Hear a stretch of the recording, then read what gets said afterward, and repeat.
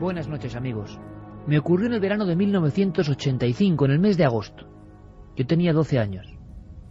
Veraneaba junto a mis abuelos en un pueblo al norte de la provincia de Guipúzcoa.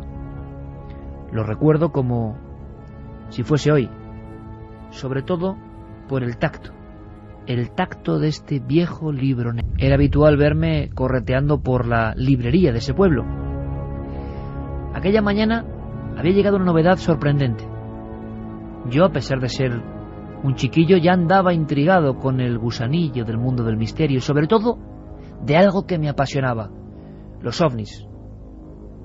Y aún más, por supuesto, los encuentros más cercanos, lo que algunos especialistas tildan de encuentros cercanos del tercer tipo. Lo devoré. Me pasaba las horas. A mis 12 años me sorprendió también la rotundidad del titular que acompañaba la portada del libro. Bajo ese encuentros con humanoides, ¿qué sería eso?, me preguntaba yo.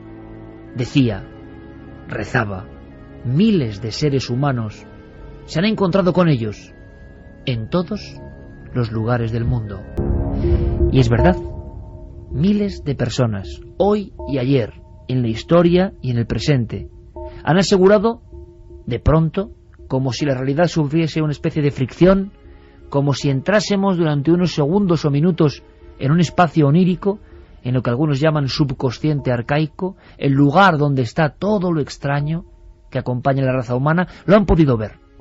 Militares, médicos, campesinos, niños, camioneros, viajantes, personas de todos los ámbitos, todas las ciencias, todas las creencias, todos los países. No queda ninguno por sumarse a esta larga lista de lugares donde ha ocurrido lo extraño. Hoy desterrados. A casi nadie le interesan, a pesar de que yo quiero demostrar esta noche que sus historias merecen la pena, que generan una extraña inquietud en lo más hondo de todos nosotros, de todos los que hemos oído radio y hemos escuchado el misterio. Son encuentros a veces tan absurdos que precisamente ese marchamo absurdo, que rompe todo lo convencional, lo convierten en casi auténtico. Vidas marcadas, eso os lo aseguro, amigos. Vamos a hablar de varios casos. Vamos a otear en lo más profundo de los archivos. Vamos a rescatar algunos informes que nos han sorprendido. Y queremos que lo viváis con nosotros. Hay, es cierto, un argumento, una especie de nexo en esta especie de bestiario incomprensible. Todas las personas que se encontraron con ellos vieron cómo su vida cambiaba de raíz. Ya no era posible, no se podía ser incrédulo. Ahí estaban los humanoides, y con ellos un enorme misterio. Queremos descifrarlo. ¿Nos acompañáis? Milenio 3, Cadena SER, con Iker Jiménez y todo su equipo.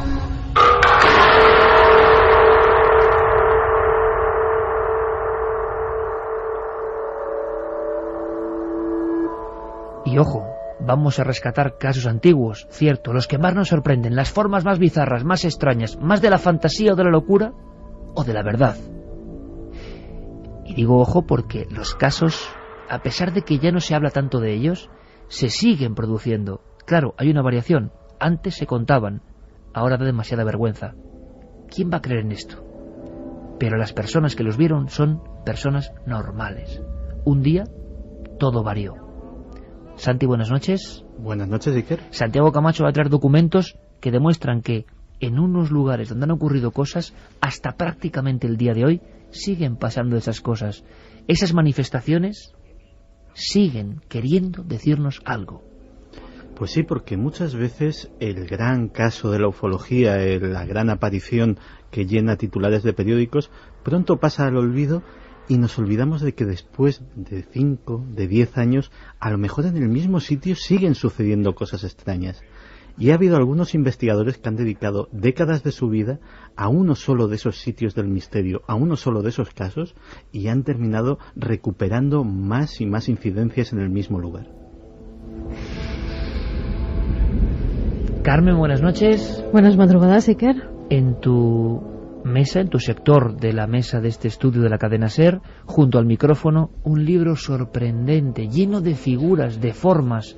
Lo compramos, si no recuerdo mal, en Turín. Es un catálogo llamado Alieni in Italia, porque para muchos investigadores no cabe la menor duda, estos seres, tan próximos en ocasiones a artefactos de origen desconocido, tienen que ser tripulantes de otros mundos. Hay quien piensa, otras hipótesis, las comentaremos, que están aquí desde siempre, junto a nosotros, solo que se pueden ver muy de cuando en cuando. La panoplia de figuras, de características, pues casi parece de Cuadro del Bosco. Todo lo que podamos imaginar se ha visto en casos que están archivados y documentados. Un extenso catálogo en el que se recogen 50 años de encuentros con este tipo de seres, con humanoides, que como bien decía, sí que son de todo tipo. ¿Alguno te ha llegado a aterrorizar? Hay alguno que sí, que verdaderamente da terror por lo extraño que es, y además encontrártelo en circunstancias además muy raras, o por la noche, yendo sola por un campo, por un monte, o incluso a pleno día, pero con una oscuridad terrible que reflejaba ese ser. Parecía una sombra. Espectros, espíritus, entidades, cosas casi holográficas o físicas, rotundas, que dejan huella, que a veces llegan a interactuar. Santi, una pincelada más antes de entrar en el archivo de Milenio 3. Interactuar hasta el punto de, y casi en titulares, tener casi trifulcas con estos seres. No es ver una figura en la lejanía que se desarrolla, que hace sus operaciones ajena a nosotros, como ocurre muchas veces, sino que en algunos casos que vamos a rescatar, casos que nadie ha podido explicar, ha habido casi, hay que decirlo, agresiones. Pues sí, muchos de nosotros aficionados al misterio hemos visto la película Señales y nos acordamos de esa escena, de esa familia cercada en una granja por unos seres que apenas pueden comprender, unos seres que no saben qué quieren de ellos y que ellos intentan defenderse como pueden. Lo que vamos a revelar esta noche es que esa escena está basada en un hecho real que sucedió en Estados Unidos no hace tanto tiempo.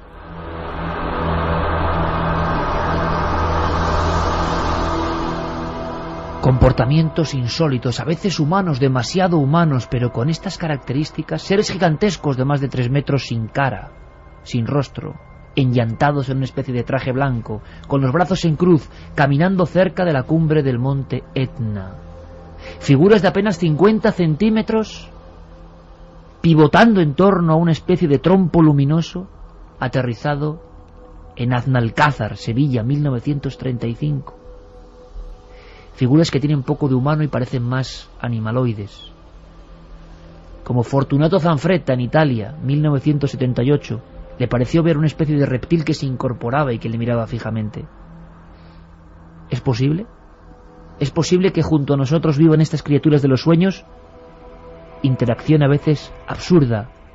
Casos que vamos a entender y comprender, donde incluso hombrecillos roban cosas, se apoderan de cosas.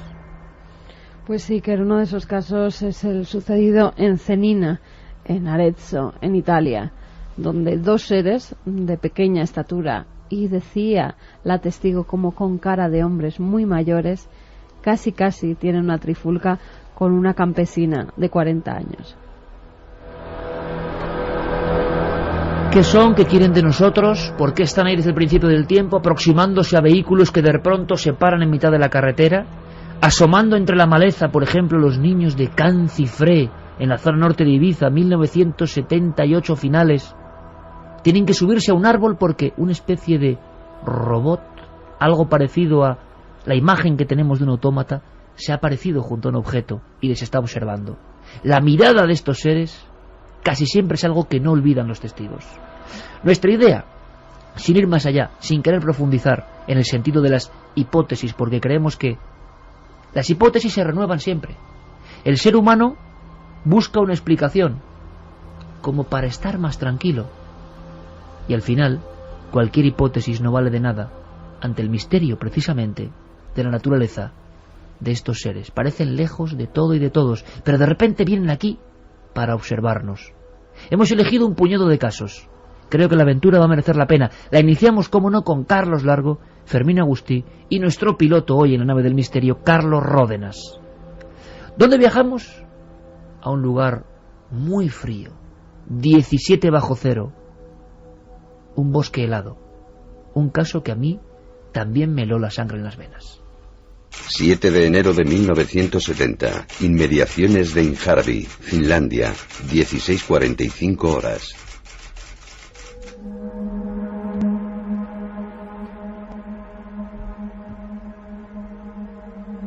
...17 bajo cero, no me he equivocado. Un bosque a 16 kilómetros de Heinola, pequeña población a unos 130 kilómetros al nordeste de Helsinki. El invierno puro y duro. Y 2 esquiadores. Uno de ellos es guardabosques, el otro labrador. Y por supuesto, en homenaje a ese libro, que hace ahora 25 años prácticamente, a mí me abrió un mundo nuevo, en homenaje a esa portada empezamos con esta historia. La rescatamos del archivo. Es tremenda. O eso me parece a mí. A ver a vosotros. Nombres: Arno Heinonen y Esko Viljo, 36 y 38 años. Son practicantes del esquí de fondo, un deporte muy popular en Finlandia. Y están llegando a lo que llaman un calvero del bosque. De pronto notan un extraño silencio, que es algo que comprenderéis, amigos del programa, que no es casual. En muchos de estos encuentros con lo que sea, con lo que se ha llamado humanoides por su forma antropomorfa, se produce una especie como de alteración de elementos normales y cotidianos. Ejemplo, un enorme silencio, roto luego por otros sonidos, o por ejemplo, hay que decirlo, en una carretera, ningún otro coche se cruza. Durante minutos, el viajero percibe que está extrañamente solo. ¿Es acaso esto el inicio de algún tipo de sueño? Pero son 2 personas. ¿Son posibles las alucinaciones a dúo? Nunca se le habían preguntado. En su vida todo esto quedaba muy lejos. Heinonen y Viljo avanzaban poco a poco buscando un lugar para descansar tan solo unos segundos. El frío no permitía nada más. Según confesaron las autoridades de Helsinki, de pronto surge algo en el cielo que identifican como una luz, un foco, algo abombado, que está yendo tranquilamente, es pleno día, por encima de las copas de los altísimos árboles. Hay algo que detectan y que dejaron por escrito en las diversas declaraciones policiales. Escucharon un hálito de viento, como si el viento de pronto se incorporase justo en ese calvero del bosque. Se quedaron en guardia, los 2 muy rígidos. Así permanecerían durante los 3 minutos que duró la observación. La luz se acercaba, poco a poco, iluminando la arboleda. Era como un segundo sol. Se detuvo encima de ellos, a unos 3 o 4 metros de altura. El primer impulso de Heinonen y Viljo fue girarse rápidamente y huir, claro, pero la nieve, el cansancio, el frío les detuvo allí como estatuas. Poco a poco esa luz fue envuelta por una niebla densa, gris y rojiza, como una niebla en la media tarde. De pronto la luz, que se había quedado estática, que era simplemente un foco, se convirtió, según los 2 esquiadores, en algo muy parecido entre la niebla, entre las varadas de vapor que soltaba aquello, en algo, como digo, muy parecido a un corazón que pulsaba, un corazón que latía.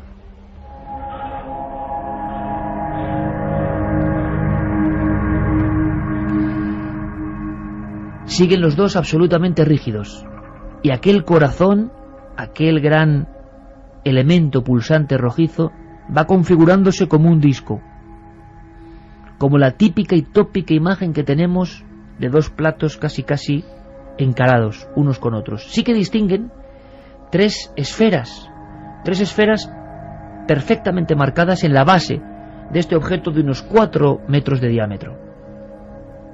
Va descendiendo como una hoja muerta, poco a poco, balanceándose. Ellos están atónitos, y yo creo que ahora mismo les entendemos. No mueven un bastón, no mueven el esquí, rígidos.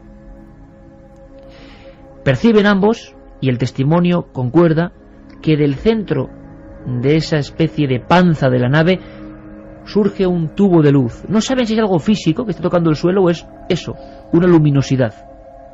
es de color anaranjado, fuerte, extraño, nunca habían visto nada parecido. Cuando toca esa luz la nieve, y esto es extraño, onírico, sorprendente, en la nieve se va marcando un círculo negro, como un imposible fuego, dejando su cicatriz en el hielo. Y justo en ese instante el zumbido, un zumbido penetrante, un zumbido que nunca habían escuchado. No eran panales de abejas, no eran insectos, no eran maquinarias, era un zumbido que hacía daño a la cabeza, y sin embargo no pueden despegar las manos, casi congeladas, imagino, en ese instante, de los bastones de esquí. No pueden hacer nada, están con los ojos muy abiertos. Y entonces los dos intuyen que algo va a suceder. Y sucede. Por esa rampa, tubo o pasillo de luz va descendiendo algo o alguien. Toda la escena envuelta de unas nieblas que ya se han adueñado del calvero del bosque. Ven que hay alguien, un individuo, y entonces la parálisis que sienten se conjunta con el miedo, con las ganas de huir, de alejarse de allí, pero no pueden. La niebla rojo-gris está siendo como antesala de la presencia de un ser. El ser que ufológicamente en el archivo policial de Helsinki se llamó extraño individuo de Imharvi. La descripción es una de esas insólitas, nunca vista que sepamos a lo largo de la historia de la ufología. Descendiendo tranquilamente, como controlando la situación, un ser de no más de 1 metro. Parece, dice Viljo, un individuo enano. Está sujetando algo, les mira y se ladea hacia uno de ellos. Tiene la cara pálida. Sujeta algo que parece una caja y tiene un extraño atuendo, una especie de gorro en forma de cono. Llega a tocar el suelo y entonces la niebla se disipa. Se quedan frente a frente 2 esquiadores y aquel ser. Pero ¿por qué no escuchamos directamente lo que ellos dijeron, la descripción que ellos hicieron del extraño visitante? Cedamos la palabra a Heinonen. Dice: de pronto sentí como si alguien me hubiese agarrado por la cintura y tirase de mí hacia atrás. Creo que di un paso y en aquel mismo instante vi al ser. Estaba de pie, dentro del rayo de luz, con una caja negra en las manos. Por una abertura redonda de la caja surgía una luz amarillenta y pulsante. El ser no sobrepasaba los 90 centímetros de alto. Sus brazos y piernas eran muy delgados. Su rostro pálido, cerúleo. No reparé en sus ojos, pero sí en la nariz, que era muy extraña. Más que una nariz parecía un pico ganchudo, una especie de trompa. Las orejas muy pequeñas y se estrechaban hacia la parte superior. Aquel ser llevaba una especie de mono de un material parecido al verde. Vi también que llevaba unos guanteletes blancos que le subían hasta los codos. Y lo que más me sorprendió y aterró, los dedos con los que sostenía la caja parecían garras curvas. En aquel informe también quedó la descripción más somera de su compañero Esko Viljo. Si era una alucinación o un sueño, lo habían tenido los dos. Decía Viljo: yo también lo vi. El ser estaba en el centro de la luz brillante y despedía una luminosidad fosforescente, pero su cara era muy pálida. Tenía los hombros muy delgados y caídos, con unos brazos finos como los de un niño. El ser medía menos de 1 metro y era muy delgado. Sobre la cabeza nos pareció distinguir una especie de casco cónico. ¿Y qué hizo ese ser? Nada. Mirar a uno de ellos, a Heinonen, señalarle con la caja e inundarle con su luz. Acto seguido, como si todo hubiese sido una pesadilla, se desvanece. Aquel disco se vuelve a convertir en la luz pulsante y se pierde en el cielo frío aquella tarde a 17 bajo cero. Ambos llegan a casa. No saben ni qué decir. Durante meses ni Viljo ni Heinonen hablaron de lo que les había sucedido. Pero lo más extraño de este caso es que Heinonen empezó a tener miedo de su compañero Vilho. Es más, llegó a pensar, tras una serie de sueños que empezaron a atemorizarle, que la imagen de aquel individuo, de aquel ser, era una especie de deformación de su propio compañero, una proyección del aspecto deformado, terrible, diabólico de su propio compañero. Los dos tuvieron manchas rojizas en la cara, en el cuerpo, orina negra, negra como el café, dicen los informes médicos, y todo tipo de dolores terribles. Uno de los médicos que les trató aseguró que era la misma forma de diagnóstico de alguien que hubiese estado sometido a radiación, a altas dosis de radiación. Era el 7 de enero de 1970. Heinonen pidió incluso al Estado finlandés una pensión. No podía trabajar. Su brazo, de hecho, se había quedado completamente paralizado, inservible. No podían trabajar en los durísimos, vamos a decirlo así, trabajos, sistemas de operaciones que hacían con la madera como labrador.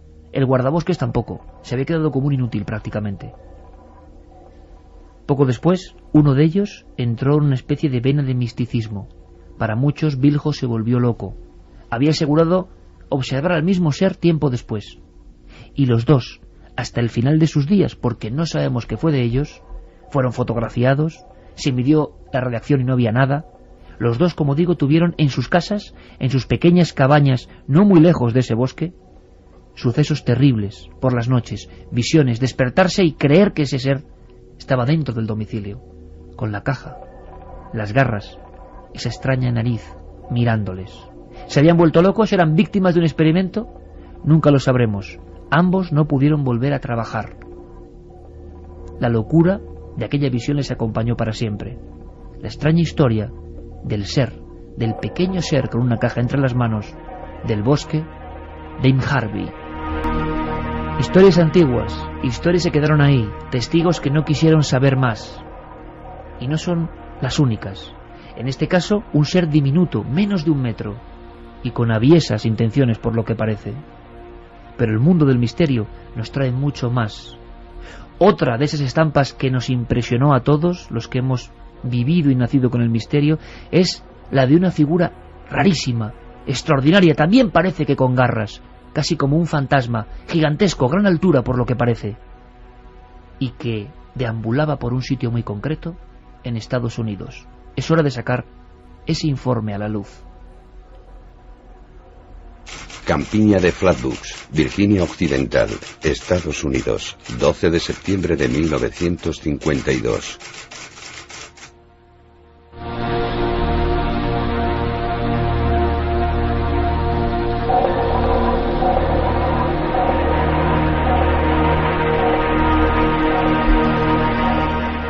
Pues sí, aquella tarde de septiembre de 1952, a los habitantes de la pequeña localidad de Flatbush les esperaba una curiosa sorpresa.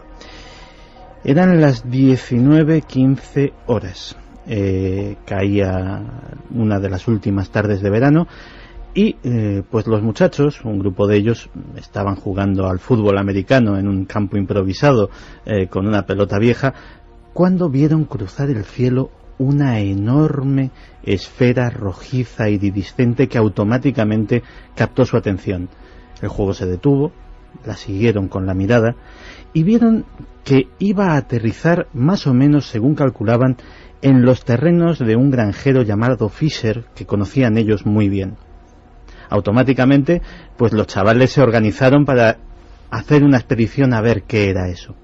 Aprovecharon que de camino tenían que pasar por casa de los May, los padres de 2 de los chicos que estaban allí. Allí solamente se encontraba la madre, Kathleen, que le contaron la historia. Estamos en plena época de los platillos volantes, y al principio la mujer pues se lo tomó con un poco de escepticismo, pero viendo la agitación de los chicos, sobre todo evidentemente la de sus propios hijos, a los que conocía bien, pues decide que algo de verdad debe de haber en todo ello, coge una linterna y decide acompañarles. Así tiran colina arriba para los terrenos del granjero Fisher, y este grupo pues lo forman Kathleen, sus hijos Eddie y Freddie, Ronnie Shaver, que es un joven ya de 17 años que está curtido en la Guardia Nacional, Tommy Hayers, Neil Nunley, Jane Lennon y el perro de este último. Y la verdad es que estaban todos muy ilusionados porque pensaban, obviamente la idea del platillo volante parecía demasiado fantástica, pero sí que a lo mejor tendrían la suerte de atrapar un meteorito, tener cierta notoriedad en los periódicos locales, quién sabe si incluso sacar algún dinerillo de aquello. Mientras subían por la colina, empezaron a contemplar de lejos una misteriosa luz rojiza que iba aumentando y disminuyendo su intensidad, como una especie de pulso, casi como el latido de un corazón. Cuando llegaron cada vez más cerca de aquello, el perro automáticamente pareció sentirse más agitado de lo corriente y salió corriendo en dirección hacia la luz. Bueno, pensaron que tal vez había visto una ardilla o había olido un mapache, cosas de perro de campo. Pero lo que no se esperaron era que ese perro automáticamente, cuando apenas se había internado en la maleza, volvió sus pasos y, emitiendo chillidos lastimeros y con el rabo entre las piernas, pasó otra vez corriendo delante de ellos en dirección hacia la casa, sin atender a los ruegos ni a las llamadas de su dueño. Bueno, decidieron seguir adelante, y cuando habían recorrido unos metros más, empezaron a notar un olor extraño, nauseabundo. Era un olor como de azufre, pero con una cualidad aún más ofensiva al olfato, y una neblina que se iba extendiendo sobre sus pies. Finalmente, dentro de aquel resplandor pulsátil, distinguieron dos luces rojas fijas. Se fijaron un poco más y entonces, con horror, descubrieron que se trataba de los ojos de algo que les miraba.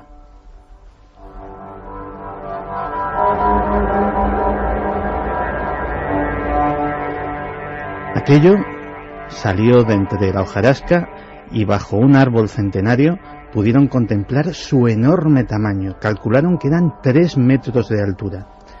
Era una figura que no tenía pies ni tocaba el suelo. Su aspecto no podía ser más grotesco. De abajo arriba venía a ser como si tuviera una especie de base cónica. Decían como una especie de falda plisada. Era posiblemente de aspecto metálico, pero con estrías verticales. Su cuerpo era también de aspecto metálico, pero bañado de un resplandor rojizo como de sangre, decían los testigos, y sobre todo la cabeza. La cabeza tenía unos enormes ojos redondos que efectivamente tenían luminosidad propia, pero además estaba coronada por una especie de cofia, o tal vez una especie de capucha, en forma de as de picas, con una punta muy pronunciada. Unos brazos diminutos, esqueléticos, se extendían a ambos lados de la figura. Eso desde luego les llenó de asombro durante unos minutos, pero cuando empezaron a alarmarse fue cuando ese asombro empezó a emitir un sonido. Ese sonido era un siseo cada vez más intenso, como el del aire escapándose de la válvula de un neumático. La niebla entonces empezó a hacerse cada vez más y más y más densa, y empezaron a toser. Creyendo que el desconocido ser les estaba atacando con algún tipo de gas, automáticamente hubo una desbandada de todo el grupo que corrieron para lo que ellos creían que era salvar sus vidas, y allí dejaron al ser. Algunos se quedaron por el camino tosiendo, otros tuvieron convulsiones, vómitos y efectos de aquello durante días. El médico local que les trató dijo que los efectos eran semejantes a alguien que hubiese sido atacado por gas mostaza. Es curioso porque puede que tenga relación o no, pero ya quedan muy pocos supervivientes de aquella partida. Y todos los fallecidos lo han sido por cáncer.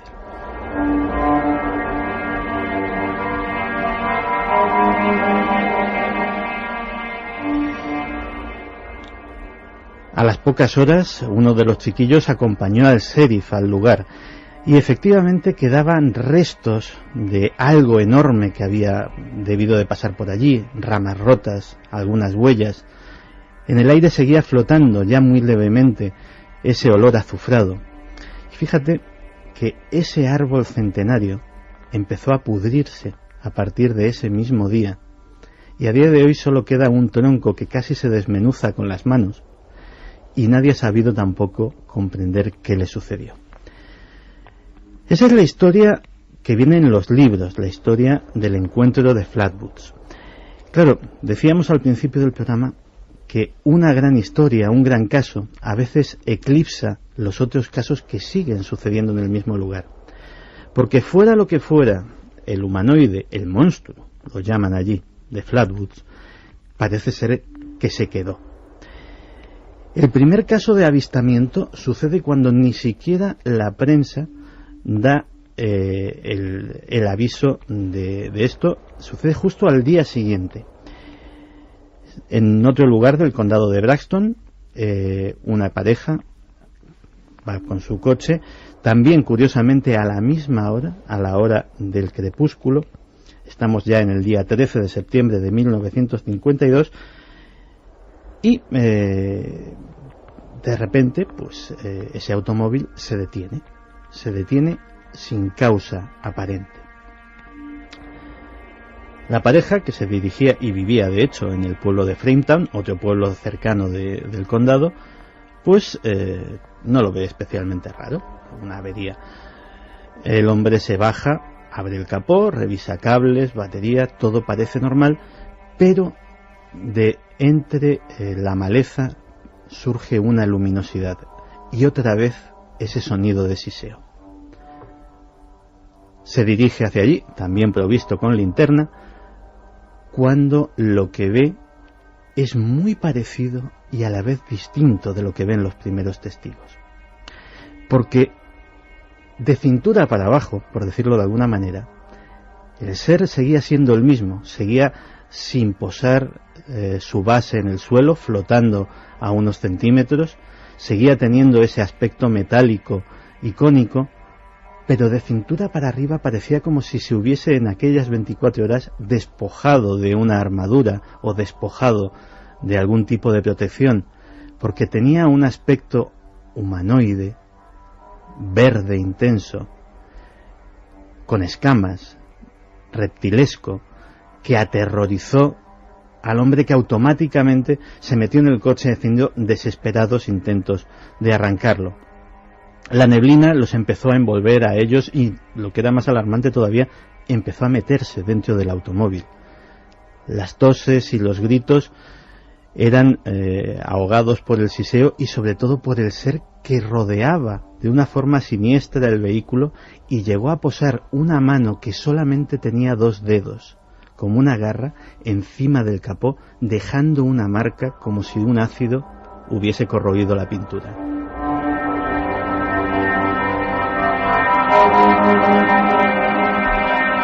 Y en esa comarca, Santi, en ese lugar, un caso yo creo que muy desconocido en España, muy conocido en América, siguieron ocurriendo cosas hasta tiempos muy recientes. Pues el último reporte que tenemos es de 2004. Todo esto se lo debemos a un investigador norteamericano, Frank Feschino, que ha dedicado pues buena parte de sus años de trabajo, casi 20, a investigar este caso, a contrastar toda la información y a recabar nuevos datos. En 2004, un cazador que se encontraba apenas a algo más de 1,5 millas, a unos 2-3 kilómetros del lugar del avistamiento original, se quedó helado cuando a plena luz del día no vio el primer ser, o no vio un ser como el primero, ni siquiera como el segundo. Los vio a los 2 juntos, 2 seres de esa apariencia enorme, uno de ellos que parecía más un robot que otra cosa, y otro con un aspecto más biológico, que se le quedaron mirando y él con el fusil en la mano absolutamente aterrado. Finalmente pues pasaron de largo y él recobró el dominio de sus músculos y pudo volver a casa. Lo curioso es que parece ser que cuando investigas en la propia localidad de Flatwoods, localidad a la que ya sabes cómo son los estadounidenses, debajo del rótulo le han puesto lugar, lugar del monstruo de Flatwoods, pues prácticamente te afirman que cada 2-3 años alguien tiene algún tipo de tropiezo con algo extraño en aquellos bosques. Cosas imposibles, cosas oficialmente inadmisibles, propias sobre todo de esa materia de los sueños, como si los sueños se condensaran, o como si los terrores de toda la humanidad estuviesen en algún lugar y apareciesen. ¿Pero por qué en ciertos entornos? España no se salva. Estamos recuperando casos del archivo de lo más extraño de la historia de estos encuentros del tercer tipo o en tercera fase. Primero, los exploradores de Inmargby, ahora el monstruo de Flatwoods. Información yo creo que muy interesante, pero hemos querido cotejarla con varios compañeros en diferentes zonas de España que también nos van a ir apuntando, como si esto fuera un teatro antiguo, como apuntadores, para que no olvidemos que en nuestro país también ha habido informes elevados ante las autoridades en ocasiones de la presencia de algo que parece eso, un sueño o una pesadilla. El primer caso viene de Cantabria, dio mucho que hablar. Nos lo cuenta brevísimamente en esta ficha Diego Marañón. Bueno, este fue un caso que divulgó el CIOBE, que es un organismo local que estudió en primera instancia el ya fallecido investigador y pionero de la ufología en España, Manuel Pedrajo. Sucedió a las 9 de la noche del 6 de enero de 1969, a 9 kilómetros al sur de Santander, en Pontejos, muy cerca del viejo sanatorio Pedrosa. Existía un bar, El Caseto, regentado por Meren Merino, que aquella noche, como tantas otras, estaba en la cocina del local, pues enfrascada en los quehaceres diarios. Una cocina que, por cierto, contaba con un gran ventanal que daba a una pradera cercana. En un momento dado, esta mujer y su hija son testigos de una especie de fogonazo, de un resplandor, al que en principio no dan demasiada importancia, hasta que pocos instantes después, Felicidad, que era la hija de esta mujer, cree observar algo en la misma dirección. Es entonces cuando ambas mujeres, junto a otra amiga y Antonio, un camarero del bar, se fijan mejor y a través de la ventana observan una especie de cuadrado luminoso, de tonalidad más bien amarillenta, de 4 o 5 metros de lado, que parece flotar a una altura considerable del suelo. El shock de estos testigos aumenta al distinguir en su interior la figura de un ser de aspecto humanoide, de unos 2 metros de estatura, según ellos contaron, con el cuerpo rígido, con brazos desproporcionadamente largos, de pelo castaño, con el rostro especialmente blanquecino y vestido con lo que parecía ser un traje, un mono de color oscuro. La figura deambulaba por el interior de aquella especie de pantalla hasta que poco a poco se le fueron uniendo un total de 4 supuestos seres más, de idéntico aspecto. Tras unos 5 minutos, el camarero salió incluso del bar y cuando se disponía a subir a un muro para tener una mejor visión, el cuadrado y con él las 5 figuras que se movían de manera torpe en su interior se apagaron, y cito palabras textuales del testigo, como lo hace la pantalla de un televisor.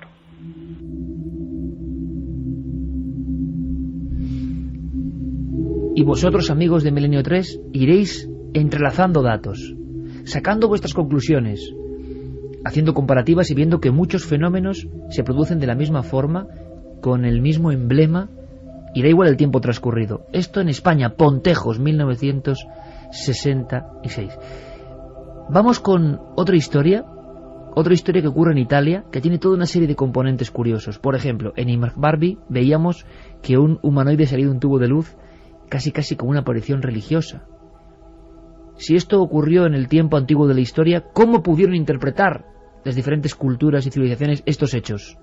Adecuándolas a lo que tenían en la mente. No cabía ni siquiera pensar en extraterrestres. Nosotros sí. El ser de Flatwoods ni siquiera lleva una nave, objeto o algo anexo a él. Es una entidad casi diabólica. Pero, ¿qué nos espera ahora? En un rincón perdido de la Umbría toscana.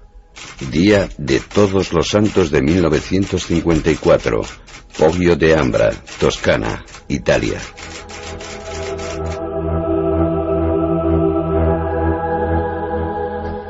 Pues ese 1 de noviembre de 1954, Rosalotti Nei Danieli, así se llamaba esta mujer campesina de 40 años que tenía 4 hijos, además pues tenía una granja llamada La Colina, decidió ir muy pronto por la mañana a poner unas flores a sus difuntos al cementerio de Cenina, así se llamaba la localidad más cercana. Había atravesado un bosque que separaba su granja de ese cementerio y la anexa iglesia miles de veces, desde por la mañana hasta por la noche. En ningún caso Iker tenía miedo. Era una mujer robusta, avezada, que además ese día pues se había preparado muy bien, había cogido sus zapatos nuevos, sus medias y se había puesto sus mejores ropajes.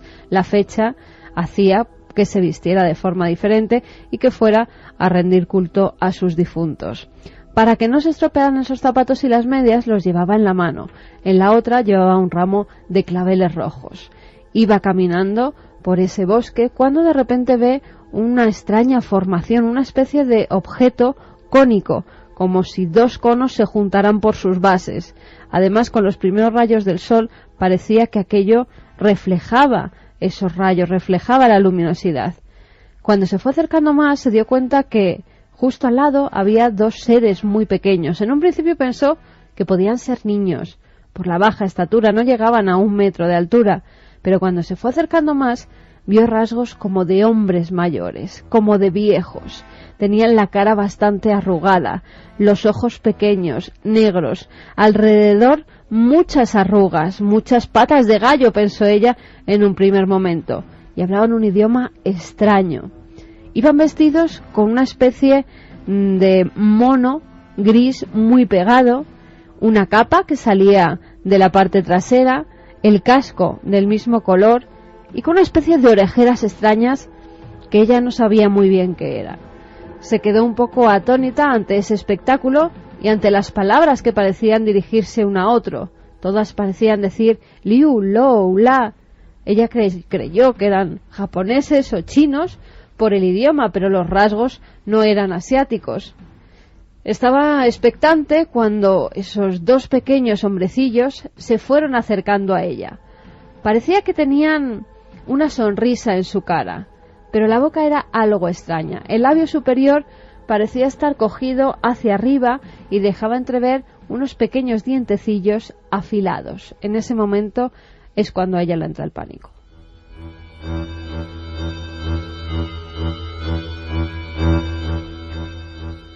Entre juegos parece que se fueron acercando a ella. Ella empezaba a dar pasos atrás porque no sabía si iban con buenas intenciones, aunque su cara reflejaba felicidad. Parecía estar jugando, pero de repente, con cierta agresividad, cogieron ese ramo de claveles que llevaba en una de sus manos y se lo arrancaron. Inmediatamente el otro, las medias que llevaba en la otra mano, también las cogió y empezaron a forcejear entre esos pequeños seres y ella. Ella tiraba, pero estos hombrecillos parecían tener muchísima fuerza pese a su estatura. En ese forcejeo ellos se volvieron más agresivos y ella, ya con cierto pánico, pues soltó tanto el ramo de flores como las medias, como las calzas que llevaba en la mano. Los seres parecieron también estar en un estado alterado porque vieron el miedo de la mujer. Y entonces, en un acto reflejo, cogieron 3 de esas flores y se las devolvieron. El resto se las quedaron e inmediatamente las introdujeron en la nave que había posada al lado, en esa especie de cono que tenía una ventanilla que parecía de cristal, donde la mujer pudo ver 2 asientos muy pequeños, en los que ellos parecían sentarse para viajar en ese extraño artefacto. Ella, como vio que ya era todo muy raro, inmediatamente, presa del pánico, empezó a correr por el bosque hasta incluso encontrarse Iker con un vecino al que le contó toda la historia. Llegaron al lugar de los hechos acompañados de más vecinos y pudieron ver cómo las huellas profundas de esa especie de cono seguían todavía allí. Alrededor también pies muy pequeñitos, como de alguien que no llegara al metro de altura.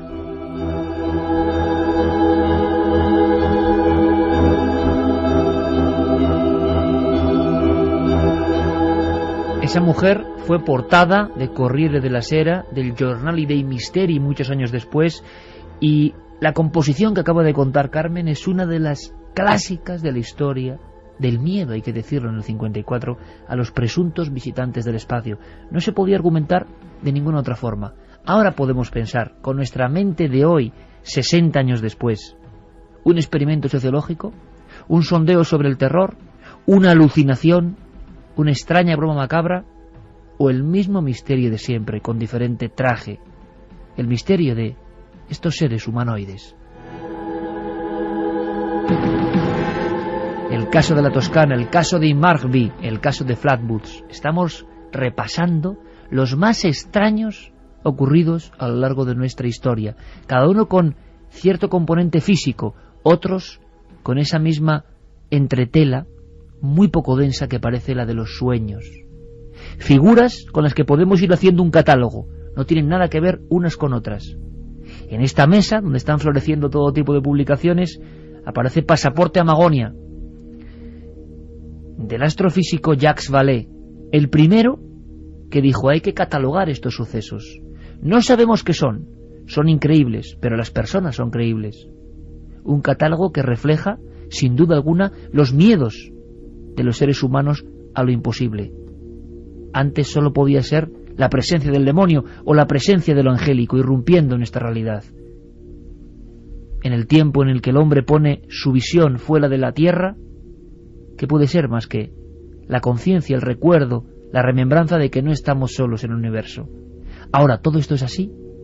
¿O hay explicaciones más complejas? Lo que nunca supo esa mujer de Italia, que el día 1 de noviembre del 54 tuvo este extraño affair con dos individuos bajísimos en una especie de tinaja oxidada, es que tan solo 6 meses antes, en agosto de 1953, un pastorcillo de un pueblecito llamado Villares del Saz, en Cuenca, había descrito exactamente lo mismo.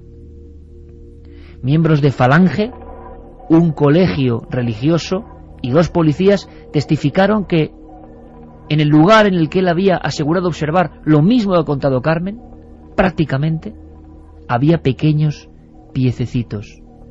Pero era demasiado pronto. 1953 fue portada del diario Ofensiva de Cuenca. El niño, entonces de 13 años, Máximo Muñoz Hernaiz, tuvo tal pánico que a día de hoy, mira que lo hemos intentado, no ha querido recordar la historia. Ocurrió en un paraje llamado La Islilla, y uno de esos individuos idénticos a lo que Carmen ha contado se le aproximó y le llegó a dar una bufetada en la cara. Llegó absolutamente presa del miedo. Han pasado más de 60 años. Máximo no ha roto su silencio. Solamente repite: aquello fue verdad, pero nunca voy a hablar de lo que sucedió. España, 1953. Seguimos repasando nuestros casos en este archivo tan especial, tan asombroso, tan bizarro, tan increíble. Nos marchamos a tierras extremeñas, hace no mucho tiempo. Cronista Gonzalo Pérez Arró. Y en este caso nos remitimos al año 2000, precisamente un 24 de junio, hace 11 años, Samuel Rodas, en la población de Escurial, se encontró con un ser bajito, de color amarillento, que tenía unos ojos muy grandes y negros, y ocurrió cuando en la mañana de ese día pues se dirigía hacia sus cultivos, es un cultivador, y entrando en su plantación de tomateras encontró un ser que resplandecía, él decía que era como el brillo, el color amarillento del sol cuando está amaneciendo, y en principio pensó que era un animal. Se acercó hasta estar a punto de tocarle. En ese momento, pues claro, ya estaba viendo en medio de la oscuridad de esa madrugada el color y los rasgos extraños de este ser. Era un ser bajito, tenía unos brazos cortos pegados a las piernas, al costado, y las piernas en realidad no llegaba a verlas por las plantas de tomate, pero duda de que estuviera pisando el suelo, que quizá estuviera flotando. Este ser luego fue visto también por sus 2 hijos, que fue a por ellos a la población, y cuando llegaron, este ser estaba haciendo como una especie, sin mover el cuerpo, estaba haciendo con la cabeza como una serie de barridos, al mismo tiempo que escuchaban un sonido, decían que como el de un compresor o el de un neumático desinflándose, y esa extraña mirada, esa fuerza en sus ojos, que es lo que más destacaron, el color amarillento y la fuerza de esa mirada. el ser permaneció allí. Ellos volvieron a la población ya de día casi a buscar a más gente para que fueran y a por una cámara de fotos, pero cuando llegaron allí ya no estaba aquel ser. No os lo voy a negar, amigos, uno de mis temas preferidos de siempre, por lo arriesgado, por lo increíble, por lo inconcebible, como es el misterio. ¿Queréis saber más de España y del mundo? ¿Queréis que sigamos ahondando en nuestro viejo archivo? Nos queda mucho, mucho por contar. Comenzábamos este programa especial revisando archivos, acudiendo a la portada del libro Encuentros con humanoides, que da título hoy a estas horas de radio. Ahora comenzamos la segunda con otro impacto visual, también, cómo no, en la infancia. Un fascículo, El mundo de los ovnis. Un objeto discoidal en un lugar árido. Otro suceso absurdo, imposible, pero que queremos compartir con vosotros. Lo más raro de la historia de los misterios. Muy físicos en este caso, 2 hermanos.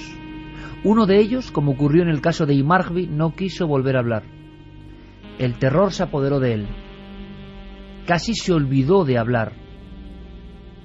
Enmudeció después de presenciar algo que no podía ser. Lo que los psiquiatras llaman shock postraumático. Son Juan y Héctor Juárez Ruiz, 10 y 8 años de edad. Como cada día, regresan del colegio. Viven en un barrio pobre, El Corito, en Cárdenas, San Luis Potosí, pleno corazón de México. Estamos en la vieja región de los Huastecas. Aquel día, del inicio de 1979, están pasando en un lugar, o por un lugar que se llama la calle Zaragoza todavía hoy. En aquel instante, hace unos 32 años, el final de esta rúa tenía un parcelamiento sectorial y había un campo de deportes, unas porterías, ni siquiera estaba delimitado, era simplemente unas porterías en mitad de la más absoluta nada. Al otro lado, los montes de origen volcánico. Ellos distinguen a un grupo de niños. Juan y Héctor, los 2 hermanos, con los libros colgando todavía en sus lomos, en las mochilas. Distinguen al otro lado, bastante lejos, un grupo de figuras que se mueve, que parece que están jugando, y se aproximan. Ese fue su gran error. Al final, cerca de ese polideportivo sin nombre, en ese lugar desértico, descubrieron que esos individuos no eran niños. No eran niños como ellos, pero medían prácticamente su altura, no más de 1,20 m. Y es verdad, se movían muy rápido.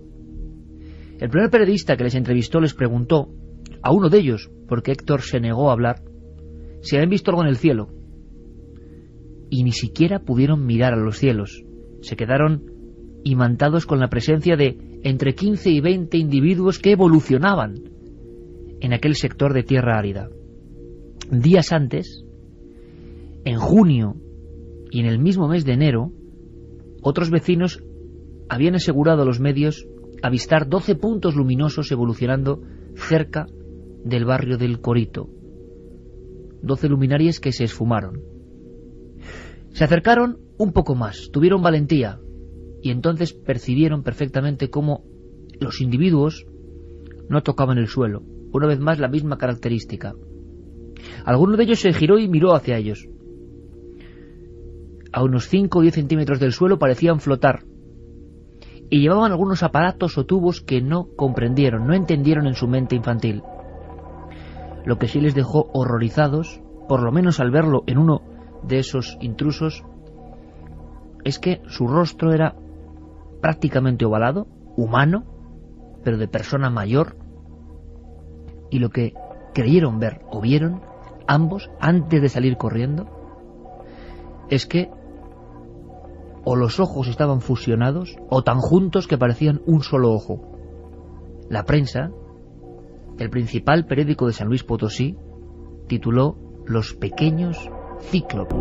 Corrían muy rápido, pero sin hacerlo como ellos, sin pisar en el terreno, como deslizándose por algún tipo de patín, así lo dijeron, que ellos no podían ver. Alguno se aproximó y entonces los 2 niños arrancaron a correr. Héctor se cayó varias veces. Llegaron hasta la casa familiar, y su madre estaba en la puerta. Estaba en la puerta señalando algo. Una vez más había un racimo de puntos que relucían con el sol. La madre también confesó a las autoridades y a la prensa. La madre aseguraba que eran una especie de extraños pájaros, una extraña bandada de pájaros acercándose a otro gran foco que parecía el sol, pero no era el sol. El lugar, la ubicación exacta donde sus hijos habían percibido a los extraños visitantes. La entrevista terminaba con Juan, el de 10 años, el mayor, el que tenía miedo pero lograba despegar el secreto de su boca y hablar con los medios. Lo dijo muy claro: no sé qué son esos niños, no sé de dónde venían. Nos dieron un gran temor, nos causaron pánico. Esperamos no volver a verlos. Y una cosa más, mi mamá, desde la puerta de casa, también pudo observarlos. Después, como casi siempre, nula información. Sabemos que 2 grupos de ufología mexicanos estuvieron en ese terreno, en el viejo estadio sin nombre, al final entonces de la calle Zaragoza de Cárdenas, San Luis Potosí. Nada, ni una huella, ni un resto. Invención, niños con imaginación. La madre aseguró tiempo después que sus niños habían quedado traumatizados por aquella visión. Y después, como casi siempre, el olvido. La policía les preguntó: ¿habéis dormido bien la noche anterior? Perfectamente. ¿Sabéis algo de los ovnis o extraterrestres? No. Entonces, ¿qué es lo que visteis? Unos niños, respondieron, pero no eran como nosotros.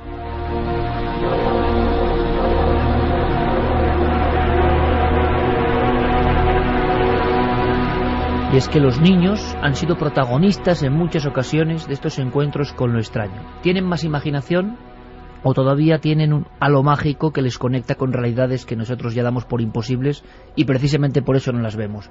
Nunca lo sabremos, pero en Valladolid, en las llanuras, en las planicies de Valladolid, en el año del 76, ocurrió uno de los incidentes más extraordinarios de la ufología española. Y por supuesto, como esta noche, absurdo, incomprensible, onírico, oficialmente imposible. Pero los testigos aún viven. Nacho Ares nos lo cuenta.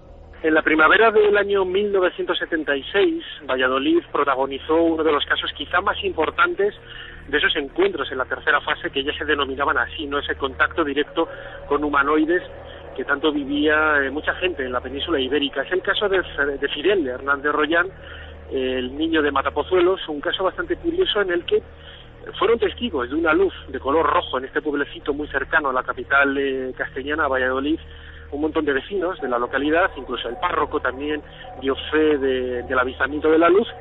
Y luego Fidel, cuando dejó de estar acompañado por sus amigos, se vio atraído por unos destellos que había muy cerquita de su casa, detrás de un muro, y cuando se aproximó a la luz vio tres figuras de un aspecto hoy describiríamos como fantasmagórico. No había apenas descripción de los rasgos en el rostro de estos individuos y se comunicaban con él por telepatía, ¿no? Fidel luego contaba que estos seres le llevaron en la nave a dar pues ciertos viajes estelares, ¿no? Podríamos denominar así.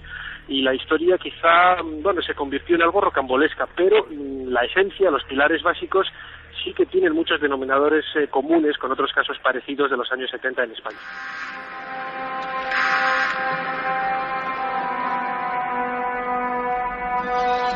Niños con excesiva fantasía.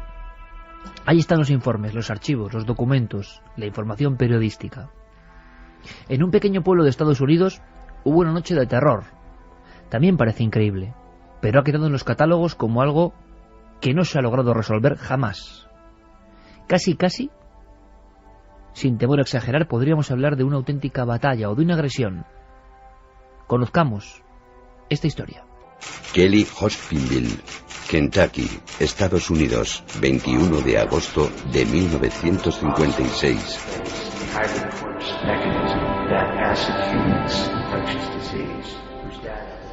Mismo país, casi mismas fechas, pero dos situaciones diferentes. Igual que en el caso que contaba anteriormente, pues veíamos a un grupo de chavales y a una ama de casa casi modélica de los años 50 enfrentarse a lo desconocido. La familia Sutton, que vivía en una aldea llamada Kelly, a unos 10 kilómetros de Hopkinsville, en Kentucky, era gente cruda, era gente acostumbrada a lidiar con los destiladores ilegales de whisky de los alrededores, a solventar sus rencillas con vecinos, algunas que se remontaban a décadas a golpe de escopeta, que no sabían nada de platillos volantes y que apenas tenían noticia del mundo fuera de los lindes de su finca. Gente que, como muchos montañeses de Kentucky, pues vivían casi anclados en épocas como el antiguo oeste. En los momentos en los que sucedió lo que vamos a contar, había un pariente, Billy Ray Taylor, que había acudido desde Pensilvania a visitar a aquella rama de la familia. Y curiosamente fue este chico el primero que notó que algo raro sucedía. Todo ocurrió, y así nos hacemos una idea de en qué condiciones vivían, cuando fue a sacar agua de la bomba que accionaba el pozo del que extraían el agua. No tenían agua corriente, no había ningún tipo de servicio sanitario. Estamos ante una cabaña de madera muy pobre.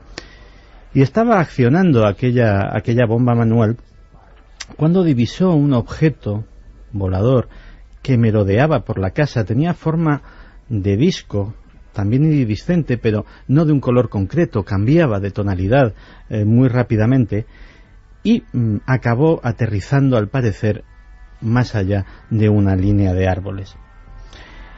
Evidentemente, pues alterado por lo que acababa de presenciar, entró en tromba en la casa y contó que algo raro había por allí dando vueltas en el aire y que había aterrizado muy cerca.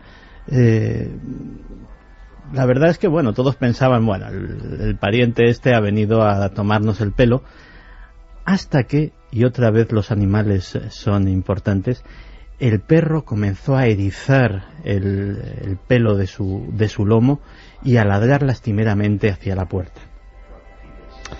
Entonces, el cabeza de familia, Lucky Sutton, ya te digo que hombre recio y bregado en la caza y en el manejo, en la vida en los bosques, pues cogió una de sus 2 escopetas, le pasó a su pariente la otra y se decidió a salir a ver quién había osado a poner un pie en su finca. Claro que cuando salieron allí comprobaron que el intruso desde luego no tenía nada de común. Frente a ellos había un ser de algo menos o más de 1 metro de estatura, con la cabeza demasiado grande en proporción con el cuerpo y sobre todo unas llamativas orejas puntiagudas, enormes. El ser tenía unos brazos largos que casi le arrastraban el suelo y terminados en unas garras puntiagudas. Les llamó mucho la atención porque, aparte del grotesco aspecto de aquello, que no se parecía absolutamente a nada que hubiesen visto antes, además emitía un resplandor de color verdoso, de un verde casi enfermizo. De hecho, una de las casos que popularizó el término despectivo hombrecillos verdes ha sido precisamente este. Pues bien, desde luego, Lucky Sutton no era hombre ni paciente ni curioso. Lo primero que se le ocurrió fue echarse la escopeta a la cara y descargar 2 cartuchazos a aquel ser, imitado por su pariente Billy Ray.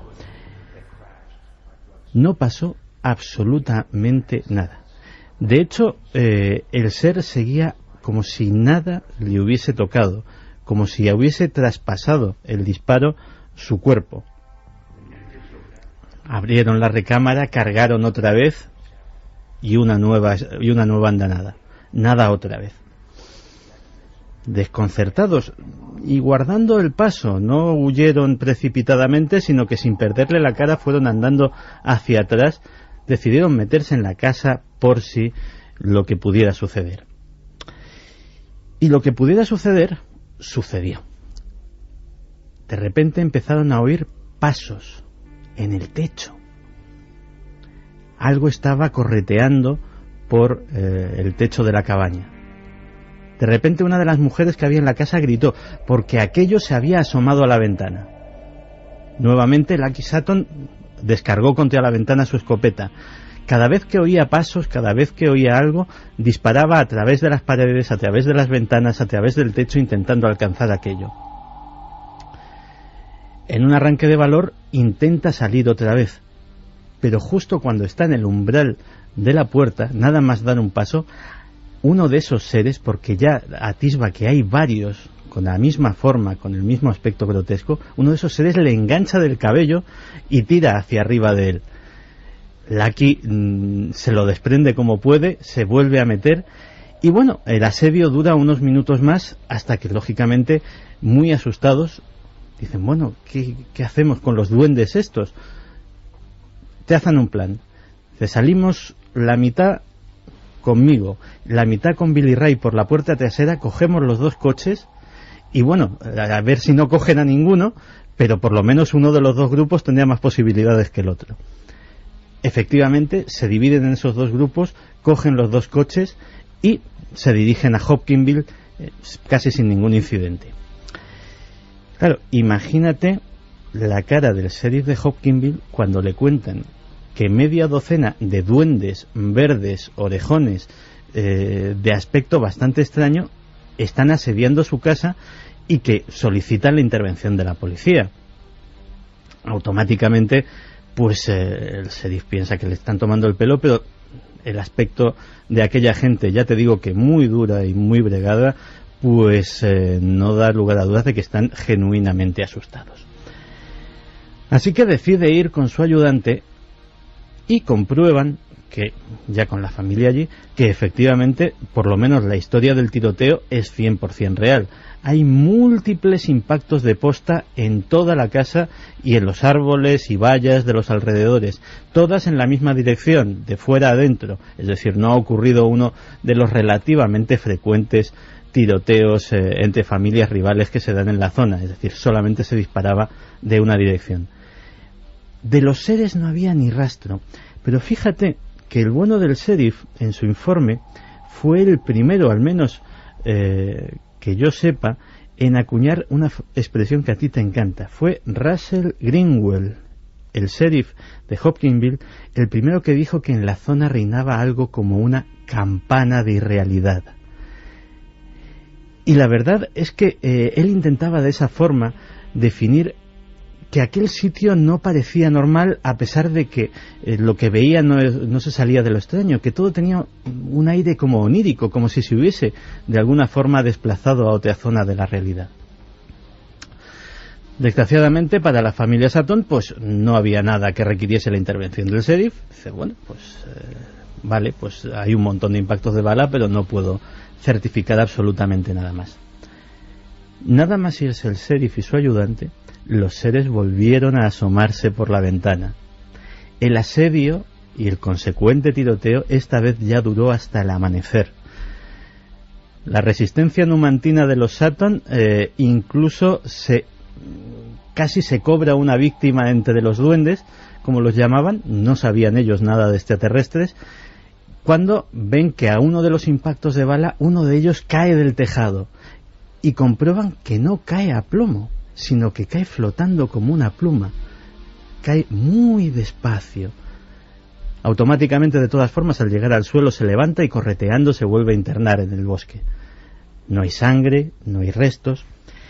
Y bueno, automáticamente el sheriff cuenta la historia al día siguiente en el periódico local y un hombre llamado Ledwith, que es el dueño de la emisora de radio, decide personarse allí rápidamente para hacer un experimento, para interrogar de forma separada a todos y hacerles, él era buen dibujante, que le describiesen un retrato robot. Él pensaba descubrir el fraude de esta forma, decía, bueno, pues seguramente no se habrán puesto de acuerdo y será muy evidente que esta gente no ha visto lo mismo y que nos están contando una historia. Los tengo delante y el problema de los 3 dibujos que hizo Ledwith es que son prácticamente iguales, apenas la cabeza un poco más redondeada en uno de los casos, las orejas un poquito o más o menos grandes, pero evidentemente los 3 testigos a los que interrogó de forma aislada justo al día siguiente vieron lo mismo, y así lo creyeron investigadores como J. Allen Hynek, que después de enfrentarse también a los testigos y de comprobar in situ todo lo sucedido, le dio al caso el máximo crédito. E incluso también tengo delante la ficha de los investigadores del proyecto Libro Azul, que en sus conclusiones, es una ficha, es un formulario militar que tiene varias casillas para rellenar, simplemente dicen desconocido.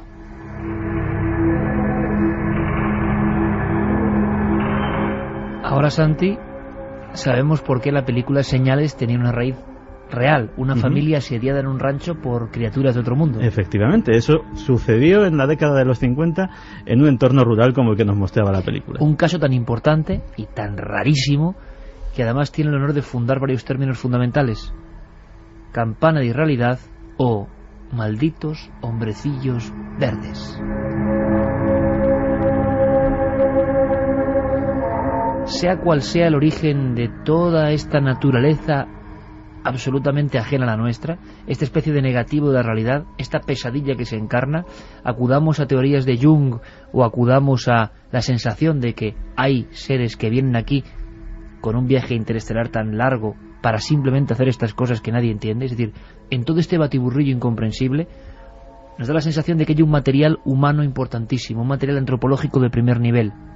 Cuando dentro de siglos se hable de esto, se hablará de los miedos que atenazaban al ser humano del siglo XX, miedos que pueden tener origen infundado, ¿o no? En nuestro país seguimos haciendo el paralelismo. Hemos encontrado casos no de la espectacularidad de Kelly Hawkinsville, por ejemplo, en el viejo refugio de Coma de Vaca, en Cataluña, cerca del Can Montseny, se encontró la presencia, más bien sonora, de un individuo que caminaba por el techo y que asombraba a 2 individuos, un montañero y un sacerdote, que tuvieron irrefrenables ganas de agredirse y sufrieron todo tipo de anomalías, vamos a llamarlas paranormales, y que vivieron una noche de horror. Los 2 con una piedra en la puerta, atemorizados, aterrados, y la presencia de una luz, como ha descrito Santiago Camacho, y después de unos pasitos como de niño por el techo. Hay un momento en que ese niño, o niños, intentan empujar la puerta, arrastrando un poco la piedra, pero no tenían fuerza. Suena raro pensar en extraterrestres o seres de otros mundos con la inteligencia para llegar hasta aquí, que no puedan mover una piedra que atranca una puerta en un viejo refugio catalán. Pero ahí está, como si los miedos se repitiesen. En Cataluña también, otra historia. Yo no la conocía, rarísima, con similares protagonistas. Lo cuenta Darbo. En la punta más alta de Montserrat, en la montaña, la punta más alta, que se llama San Jeroni, una de las expediciones de excursionistas que subieron, en una de estas, eso nos lo contó la testimonio, la que lo vio, dice que delante de una cueva, o sea, pero una cueva pozo, ¿sabes? O sea, como si fuera un pozo, pero geológico, natural, que en Montserrat hay mucho, es como si fueran como unas chimeneas, hay bastantes en Montserrat. Dice que era al atardecer y había un ser que no sabemos si pudiera ser una aparición de fantasmas o fuera una alienígena, pero por la fisionomía que explicó ella, muy parecido a la tipología clásica de los aliens, una cabeza tipo en forma de pera, pero al revés, ¿sabes? No tenía boca, pero sí tenía ojos, pues les estaba esperando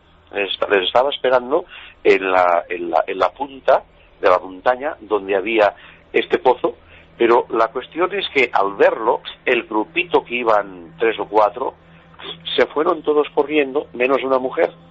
Esa mujer se acercó para saludarlo, le dijo: hola, hemos llegado, hemos tardado 4 horas en subir o lo que sea, porque ella lo vio, pues se acercó. Pero antes de aproximarse demasiado, el tipo se desvaneció.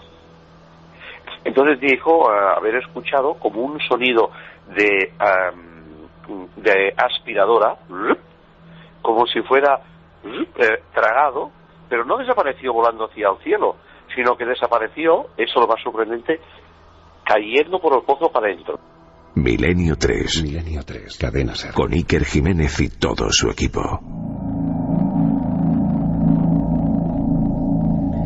Estamos escuchando, como es normal, a investigadores que se han interesado en esta parcela muy rara de la realidad. Pero los investigadores en alguna ocasión han tenido el privilegio, y el terror, hay que decirlo, de enfrentarse a este fenómeno de los encuentros con humanoides. Hay un caso muy curioso en Francia. La prensa hizo varios titulares. Uno de ellos, recogido en el libro de Rivera, decía algo así como: ¿pero estábamos solos en la montaña? ¿De qué montaña nos hablan? ¿Qué pasó en un apartado paraje de Francia? ¿Es cierto que un investigador de uno de los grupos más importantes de la época, Lumières dans la nuit, Luces en la noche, estaba allí, dentro de un coche, observando la presencia de seres completamente distintos a todo lo que hemos contado hasta ahora y que casi se abalanzaban? Bueno, pues descorramos el tupido velo de este viejo caso galo. 9 de la noche del 19 de octubre de 1973. Cumbre del Malmont, Draguignan, Francia.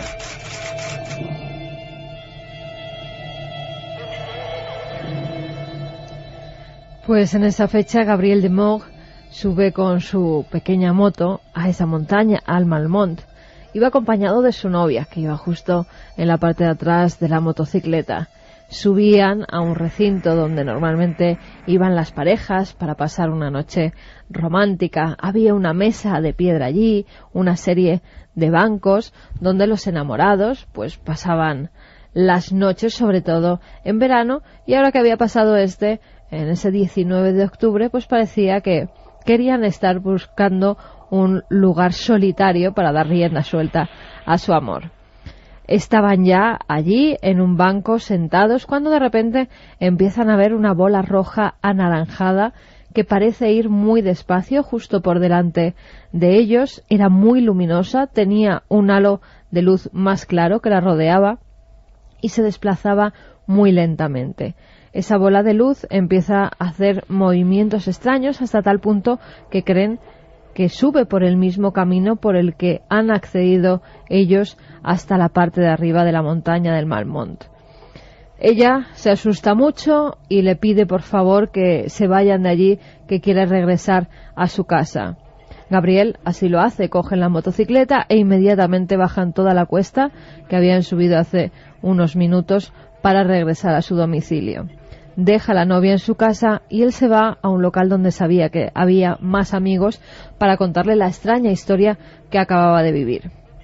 Es entonces cuando 4 amigos suyos que estaban allí reunidos deciden volver a visitar el lugar para ver si ellos también se encuentran con esa luminosidad, con esa especie de objeto que parecía que perseguía a estos dos jóvenes. Gabriel dice que él ya no quiere ir, que tiene bastante miedo, que está bastante asustado, pero entonces Alain Lecas, uno de sus amigos, que tenía un R8, decide coger su coche, y George Macret y Christian Benson, con su Fiat 128, deciden hacer lo mismo.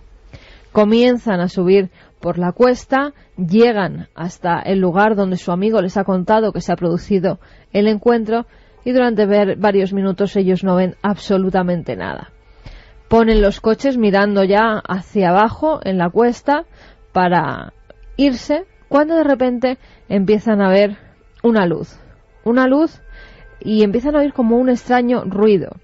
Parecía, lo describían los chicos como si fueran unas interferencias de la radio, como si alguien estuviera buscando el dial, y esas interferencias que hacen justo cuando se aparecía la luz. Cuando dejaban de ver esta luminosidad, esas interferencias se apagaban. De repente, de Moog empieza a tener muchísimo calor. Dice que le entra una especie de ardor por todo el cuerpo, y sus amigos también lo notan, aunque con menor intensidad. Cuando están viendo esa luminaria blanca, debajo ven una luz roja, pero una luz roja que se mueve y que sube por el camino pedregoso por el que ellos han accedido con el coche. Pero tenía que haber algo más acompañando a esa luz, porque las piedras del camino parecía que estaban asustados, se esconden tras un pequeño muro y Lecas detrás de uno de los bancos. Tras la luz roja ven un ser de casi 3 metros de altura. Se queda a pocos metros del coche. Parece que se agacha a coger algo del suelo y esa luz roja que estaban viendo acceder por el camino inmediatamente se apaga. Cuando ese ser se levanta, la luz vuelve a encenderse. Era una especie de luminaria que llevaba a la altura de la cintura. Recordemos, un ser muy alto. Ellos están expectantes cuando de repente ven que ese coche, el R8, empieza a agitarse de una forma muy violenta. Algo o alguien lo está moviendo y ellos entran en pánico.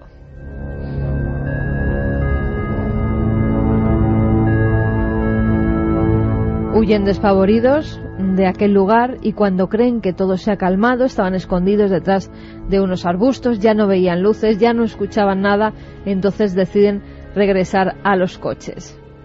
El acompañante de Lecas abre la puerta del R8, pero cuando está cogiendo la manilla y accediendo para abrir la puerta, de repente un rayo muy luminoso que parece venir desde una altura considerable, un rayo de luz blanca, ilumina toda la escena y ellos de nuevo entran en pánico. Se tiran todos al suelo hasta que de nuevo vuelve la oscuridad.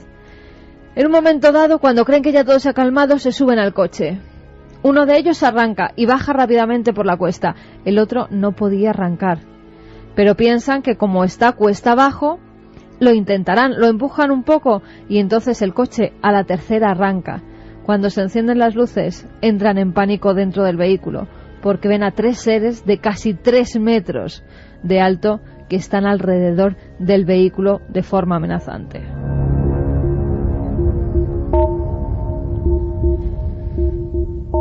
Uno de los muchachos, teniendo más valor que los otros, saca la cabeza por la ventanilla y les dice: ¿sois buenos o sois malos? No recibe ninguna respuesta Iker, pero esos seres seguían estando allí y parecía que mantenían un extraño diálogo a base de silbidos. Los chicos escuchan como una especie de silbidos que se dirigen de uno a otro. Mientras en el otro coche no lo están pasando nada bien, tampoco. Cuando bajan con el Fiat, descubren que hay 2 piernas gigantescas de color rojo que están atravesando el camino. No saben qué es. Uno de los chicos se esconde literalmente debajo de la parrilla del coche. Están muy asustados. Esas piernas parecen robóticas, gigantescas, y además, cuando pasan delante del vehículo, las luces de este se apagan inmediatamente. El chico no quería salir de debajo del salpicadero porque había entrado en pánico. El conductor le intentaba calmar. Pero de repente ese coche toma vida propia. Se gira, el volante se mueve solo, como si una fuerza sobrenatural, como si algo extraño manejara el vehículo. El conductor no puede hacer absolutamente nada. Está en manos de aquellos seres. Del coche, una de ellas. Y otro dibujo para la historia. El joven francés aficionado al tema ovni, Alain Lecas, abriendo la ventanilla y gritando en la oscuridad donde solo se ve o se percibe una ristra de luminarias rojas, gritando, imagino que con mucho temor: ¿sois buenos o malos? ¿Y quiénes eran los seres?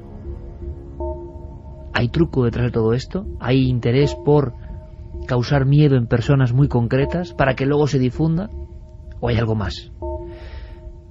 Desde luego que en España ha habido algún suceso muy parecido, casi como un calco. Muchachos muy jóvenes que observan algo, intentan comunicarse con lo que primero parece una luz y después regresan pidiendo ayuda y observan a un auténtico gigante. Ocurrió en Murcia. Joaquín Abenza, el gran amigo Joaquín Abenza, veterano, director del CIFE de Murcia, Centro de Investigador de Fenómenos Extraños, lo pudo cubrir y pudo ver, curioso, las gigantescas huellas que una especie de coloso extraño había dejado allí en un terreno casi arenoso. Fue portada de un día de julio del 79 de La Verdad de Murcia. Lo increíble es que los jóvenes entonces siguen contando exactamente lo mismo. Nuestro equipo, el de Cuarto Milenio, los encontró. Ese es otro misterio. ¿Cómo alguien puede contar algo que nadie puede creer? ¿Cómo alguien que es normal puede contar algo que nadie va en su sano juicio a admitir? ¿Qué clase de valentía tiene esta gente que ha visto algo extraordinario para contarlo? Desde luego son osados. Tienen como una especie de coraje. Lo vieron y lo cuentan. 30 años después, nuestro compañero Nacho Ares pudo entrevistar a los protagonistas de Sangonera. Decían lo mismo. Y un dato más. Carmen, en la descripción terrorífica de la noche de miedo en Draguignan, en Francia, hablaba de otra cosa absurda. Seguro que muchos amigos y amigas de Milenio nunca lo han oído. 2 piernas rojizas que cruzan un camino. Hace no mucho tiempo, nuestro equipo, investigando con Marcelino Requejo en Paradellas y con testimonios que vinieron a plató, hablaban de lo mismo. Un lugar y de repente 2 piernas rojizas sin el resto del cuerpo caminando. Mismos sueños de la humanidad, mismos temores, mismos, como dicen los seguidores de ciertas filosofías, arquetipos que están ahí desde siempre y que se aparecen por algún motivo, señales. Bueno, viajamos a Murcia porque el paralelismo tanto en la época como en los seres es muy muy claro. Un caso sucedido el día 1 de julio en la pedanía de Sangonera la Verde, Murcia, en las inmediaciones de la Sierra de Carrascoy. Trataba de 4 jóvenes de edades comprendidas entre 14 y 18 años que se encontraban pues en el monte, en una noche de verano, intentando hacer por lo que se hacía en esos momentos, que era cazar pájaros, en este caso tórtolas. Estos chavales estaban en el monte cuando se percatan del movimiento del cielo, una especie de luz bastante fuerte.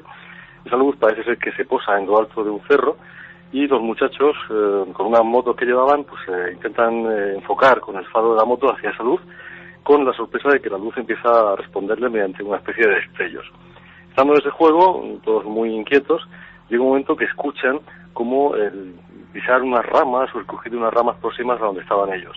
Y cuando venían hacia esa zona, ver un ser de aproximadamente unos 2 metros y algo de alto, vestido con una especie de traje de plástico, con un casco, algunos decían que era parecido al casco de un motorista, y con una especie de dibujos o cremalleras en el pecho. Ante la visión de aquel ser, los chicos quedaron absolutamente pues aterrados. Alguno de ellos dice que incluso les escuchó hablar al ser, dirigirse hacia ellos en un lenguaje que no entendían. El ser se movía con unas formas bastante toscas, como una especie de robot o una especie de monstruo, según dicen algunos de ellos. El caso es que salieron corriendo despavoridos con sus motos y llegaron al pueblo. Algunos de ellos dicen también que vinieron con las ruedas incluso pinchadas y siguieron adelante porque no se atrevieron a pararse a ver qué es lo que estaba sucediendo. Al llegar al pueblo fueron a un bar que estaba cercano al camino de donde ellos venían y contaron la historia. Unos hombres que estaban allí tomando el fresco acompañaron a uno de los muchachos hacia la zona donde habían visto el supuesto humanoide y cuando llegaron no vieron nada, pero los que se quedaron en el bar sí que vieron cómo en esa zona despegó un objeto luminoso y se perdió en dirección a Cartagena.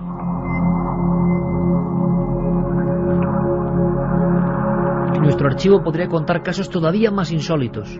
Los niños oscuros, prácticamente como sombras, que van metiéndose dentro de una esfera luminosa aterrizada en la campiña de Cusack, en Francia. Los seres casi bestialoides que detienen el camino de 2 hombres de empresas cárnicas que están recorriendo el suburbio de Petare, en Caracas, y que casi los obligan a bajar a empellones como queriendo arrastrarlos a un lugar que es una luz situada al final de aquel camino, y que parecen bestias, velludas, muy duras, y no pueden contra ellos. El caso de San Carlos del Zulia, en Venezuela, también año 54. Un exmilitar llega a blandir su puñal, su machete, y a intentar clavárselo a uno de estos individuos, pero resbala por su cuerpo como si su cuerpo estuviese compuesto de otro material completamente desconocido. Los casos de Bebedouro, en Brasil, donde después de una noche también de terror y de visiones, el protagonista observa unas figuras que parecían realmente hombres salvajes, junto a una luz, pero no tenían nada de cósmico ni de tecnológico. Es el bestiario, como decíamos antes. Cabe perfectamente en los cuadros del delirio humano. Pero, repito, las personas sanas, muchas de ellas testadas perfectamente, psiquiátricamente, simplemente vieron cómo su vida un día cambiaba. Qué difícil es creerlos, pero los archivos se engrosan y son varias, hay que decirlo así, las personas en el mundo, varios millares de personas en el mundo, quienes aseguran que se han encontrado con estos individuos. Imagino que es muy difícil la reflexión. Antes de intentar dar una pincelada más, para luego seguir hablando de enigmas cósmicos y otros de denuncia de Santiago Camacho, podemos terminar con el ejemplo claro del absoluto absurdo. Pero en ese absurdo, quizá, repito, la verdad. ¿Quién se va a inventar cosas que nadie va a creer? Nombres, apellidos, documentos, investigación de la Guardia Civil. En Galicia se vivía una enorme oleada de avistamientos, quizá la última gran oleada de este tipo de cosas ocurridas en nuestro país, 1995 y 1996. Marciano Requejo recorrió todo el territorio gallego buscando testigos. Este caso yo creo que es lo más sorprendente que se pudo encontrar jamás. Mira, el suceso más interesante ocurrido dentro de la ufología gallega, y yo creo que a nivel mundial, dadas sus características, fue el suceso del desembarco de unos humanoides en la localidad de Ferrerías, en Friol, en Lugo, el 7 de marzo de 1996 a las 12:30 de la noche. Parece ser que un vecino de la aldea de Ferrerías, como digo, observó una enorme esfera semitransparente de color amarillo intenso que aterrizaba a tan solo 50 metros de él en una finca de su propiedad. De esta esfera, que según nos comentó, la ocupaban 8 tripulantes de unos 3 metros de estatura, descendieron al suelo 3 pequeños de 1,20 por una rampa de luz de colores a tan solo, como digo, 50 metros del testigo. Estos 3 seres pequeños iban con las manos puestas uno encima del hombro del otro y salieron corriendo en dirección a un pequeño arroyo que había en la parte inferior de la finca, que se encontraba en total oscuridad. Fue tal el estado de pánico del testigo al ver esta escena que se refugió en la parte alta de su vivienda y permaneció escondido debajo de la cama hasta el amanecer.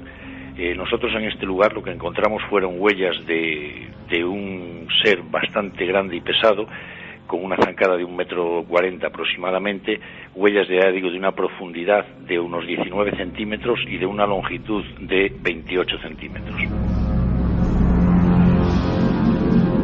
En las proximidades de Villarcayo, una mujer describe a 2 gigantes, también provistos como de casco, la cara tapada, con 2 grandes ojos o luces, que se adentran en su finca, y ella puede verlos mientras está en el servicio, abriendo la ventana, recorriendo toda la casa, porque los ha visto primero por otra zona del salón. Hay ladrones.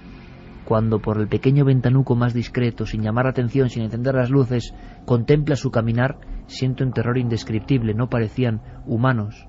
En Peral de Arlanza, ya colindando con la provincia de Palencia, 3 muchachos observan una figura que podía parecer antes un ángel.